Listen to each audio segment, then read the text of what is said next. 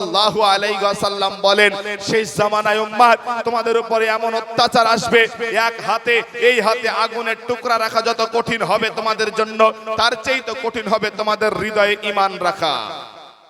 খুব ভয়ঙ্কর হাদিস। আল্লাহর নবী বলছেন, একজন মানুষ সকালবেলায় ঈমানদার, সন্ধ্যাবেলায় বেঈমান।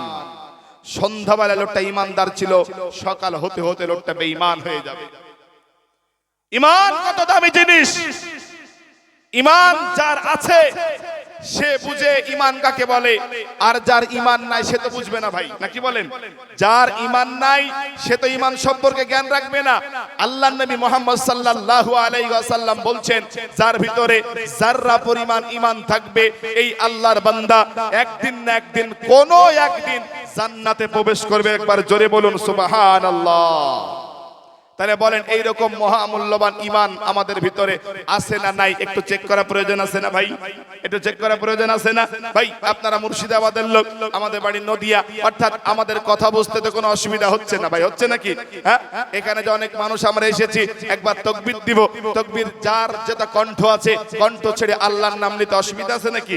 হ্যাঁ, একটু আল্লাহর নাম নেবেন, একটু জোরে সোরে তাকবীর দিবেন। মানুষে মনে করে না কিছু লোক এসে বসেছে।